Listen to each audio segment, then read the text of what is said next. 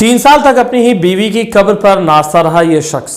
कहानी बेहद ही ज़्यादा चौंका देने वाली है कि आखिरकार ऐसी क्या बात थी कि अपनी बीवी की कब्र पर नाचता रहा। 7 वर्ष पहले वो बेहद खूबसूरत थी, मैसूर राजघराने के दीवान की बेटी थी। उसे चाहने वालों की एक लंबी फहरिस्त थी, लेकिन सबको छोड़ कर के उसका दिल एक ऐसे शख्स पर आया था जिसने पहले तो उसे बेपनाह मोहब्बत की, फिर उसको जिंदा चुनवा दिया, फिर उसी की कब्र पर 3 साल तक नाचता रहा। जी हाँ, कहानी सच्ची है और बात एक ऐसी मर्डर मिस्ट्री की है जो देश में डांसिंग ऑन ग्रेव के नाम से जानी जाती है। शकीरा नमाजी खलीली और मर्डर मिस्ट्री। आप सुनकर के आपका दिमाग भी चकरा जाएगा कि आखिरकार ये क्या नाम है। हम आपको बता दें कि शकीरा नमाजी खलीली यही नाम था उसका। दरअसल मैसूर राजघराने के दीवान की बेटी, रिटायर IFF ऑफिसर और ऑस्ट्रेलिया में हाई कमिश्नर रहे अकबर मिर्जा खलीली से शादी की गई थी।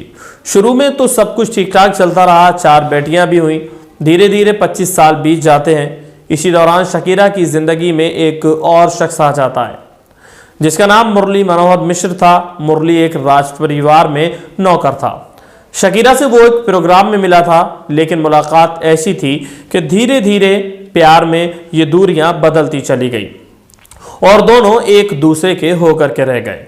यानी कि टैक्स और प्रॉपर्टी की अच्छी समझ रखने वाला मुरली धीरे धीरे स्वामी श्रद्धानंद बन जाता है। इधर शकीरा को बेटे की कमी खल रही होती है। इसी के चलते उसने स्वामी से मुलाकात की। बेटे की मुराद पूरी करवाने की चाहत में ये दोनों काफ़ी ज़्यादा नज़दीक आ जाते हैं और आखिर में शकीरा ने पति को तलाक दे दिया और सब कुछ छोड़ करके वो स्वामी से शादी कर लेती है। फिर दोनों लोग बेंगलुरु में शिफ्ट हो जाते हैं। माँ का फैसला बेटियों को नामंजूर था, इसलिए 3 बेटियां शकीरा से अलग हो जाती हैं। लेकिन चौथी बेटी सबा माँ को किसी भी कीमत पर नहीं छोड़ पाती है और वो मॉडलिंग के लिए मुंबई चली जाती है। लेकिन बीच बीच में माँ से मिलने ज़रूर आ जाया करती थी। जब माँ की उसको याद आती थी वो माँ से मिलने आती थी और तीनों बेटियां जो हैं उसकी अलग हो जाती है। यानी कि 5 साल तक तो सब कुछ उन लोगों का ठीक ठाक चलता रहा। दोनों बेंगलुरु में एक दूसरे के साथ काफ़ी ज़्यादा खुश थे। लेकिन अचानक एक दिन शकीरा गायब हो जाती है। मुंबई से बेटी सबा ने माँ को कई ज़्यादा फ़ोन किए, लेकिन फिर स्वामी को भी कॉल लगाई, लेकिन कोई भी संतोषजनक उसको जवाब नहीं मिलता है। लिहाजा वो बेंगलुरु चली जाती है और यहाँ पर सबा और स्वामी ने खोजबीन शुरू की। इसी में 9 महीने बीत गए और फिर एक रोज़ स्वामी ने बताया कि उसकी माँ प्रेग्नेंट है और उसको अमेरिका के रूजबेट हॉस्पिटल ले जाया गया है। माँ की खोज में दर बदर भटक रही सबा ने रूजबेट हॉस्पिटल में पता किया, लेकिन वहाँ पर शकीरा खलीली नाम की कोई भी महिला एडमिट नहीं थी। सबा का सब्र टूट चुका था। वो समझ गई थी कि स्वामी उससे कुछ न कुछ ज़रूर छिपा रहा है। लिहाजा उसने माँ की गुमशुदगी की रिपोर्ट दर्ज कराई और रिपोर्ट दर्ज कराने के बाद वो इस केस की तह तक जाना चाहती थी कि आखिरकार उसकी माँ के साथ क्या हुआ है। पुलिस को पहला शख्स स्वामी पर था, तो सबसे पहले उससे पूछताछ की जाती है, लेकिन उसका शहर में काफ़ी ज़्यादा रसूख था। लिहाजा पुलिस उससे सख्ती नहीं कर पाती है और काफ़ी पड़ताल के बाद भी कोई भी सुराग नहीं मिल पाता है। नौबत केस को बंद करने का वक्त आ जाता है, लेकिन एक दिन ऐसा हुआ कि शकीरा की लाश मिल जाती है। वो रात करीब 29 अप्रैल 1994 की थी। बेंगलुरु क्राइम ब्रांच का कांस्टेबल एक ठेके पर बैठा था, तभी शराब में धुत एक शख्स आया। वो कांस्टेबल के सामने ही कहने लगा कि जिस शकीरा को पुलिस ढूंढ रही है वो तो जिंदा ही नहीं है। पुलिस ने उस शख्स को कस्टडी में लेकर के आए। उससे पूछताछ की गई तो ये शख्स कोई और नहीं था बल्कि स्वामी का एक नौकर था। उसने बताया कि स्वामी ने शकीरा को जिंदा ही ताबूत में बंद कर दिया और उसको ताबूत में बंद करने के बाद उसको दफना दिया। अब वो जिंदा ही नहीं है।